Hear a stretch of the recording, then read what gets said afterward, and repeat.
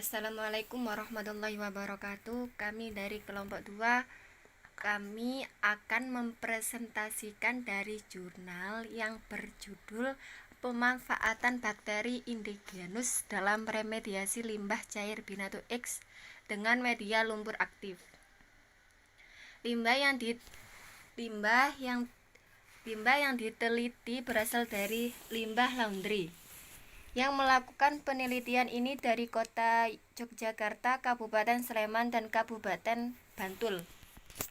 Dari limbah laundry ini ada yang mendapat izin dan ada yang tidak. Laundry yang mendapat izin akan mendapatkan pengawasan dari dinas tempat dan Badan Lingkungan Hidup atau BLH dalam penanganan limbah pasca pencucian.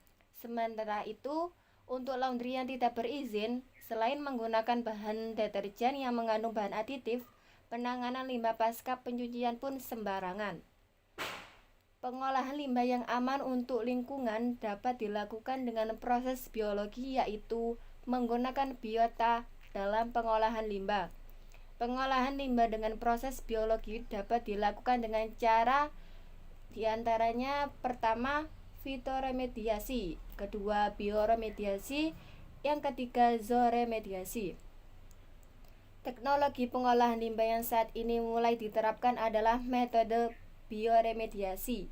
Tujuan dari bioremediasi ini adalah meminimalisasi kontaminan, yaitu mengubah senyawa kimia berbahaya menjadi kurang berbahaya, seperti karbon dioksida atau beberapa gas lainnya, senyawa organik, air, dan materi yang dibutuhkan oleh mikroba pendegradasi. Teknik bioremediasi yang biasanya dilakukan adalah dengan lumpur aktif. Lumpur aktif adalah proses pertumbuhan mikroba tersuspensi. Proses pendegradasian pada dasarnya merupakan pengolahan aerobik yang mengoksidasi material organik menjadi CO2, H2O, NH4, dan sel biomasa baru.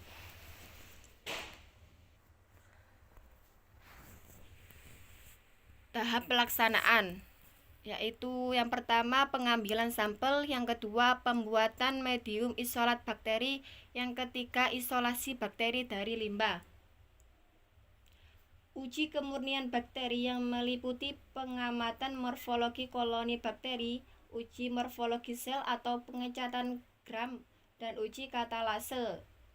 Uji sifat biokimia serta dilakukan identifikasi bakteri menggunakan Berges Manual of Determinative Bacteriology 7 tahun edition. Selanjutnya, tabel hasil uji awal limbah laundry. Parameter fosfat PO4 satuannya miligram per liter, hasilnya 23,68, baku mutu limbah laundry 3. TSS satuannya miligram per liter, hasilnya 4175, baku mutu limbah laundry 50. BOD satuannya miligram per liter, hasilnya 4802, baku mutu limbah laundry 50. pH hasilnya 8,9, baku mutu limbah laundry 6-9. Suhu satuannya derajat Celcius, hasilnya 29,1, baku mutu limbah laundry kurang lebih 3 derajat Celcius terhadap suhu udara. Isolasi dan pemurnian bakteri dominan. Bakteri dominan diisolasi secara langsung dari limbah laundry dengan metode seri pengenceran menggunakan aqueous steril. Seri pengenceran dilakukan dari 10⁻⁻1 hingga 10⁻⁵.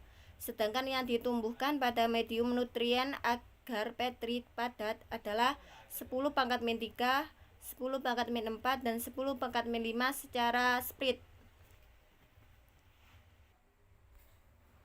Selanjutnya yaitu karakterisasi dan identifikasi isolat bakteri. Uji karakterisasi dan kemurnian bakteri ini yang dilakukan meliputi pengamatan morfologi koloni pada medium peti agar, pengecatan gram, uji motilitas, uji katalase, dan uji biokimia yang meliputi uji fermentasi karbohidrat, pembentukan indol, dan uji reduksi nitrat. Selanjutnya yaitu kualitas limbah laundry. Sebelum dilakukan remediasi terhadap limbah laundry, dilaksanakan uji laboratorium untuk mengetahui beban cemaran yang terkandung pada limbah tersebut. Uji laboratorium tersebut meliputi TDS, PO4, BOD, dan suhu dan pH. Pengukuran parameter tersebut selain bertujuan untuk mengetahui kondisi awal dan limbah laundry sebelum dilakukan pengolahan limbah dengan lumpur aktif, juga berfungsi sebagai pembanding dengan hasil akhir dari proses pengolahan dengan lumpur aktif.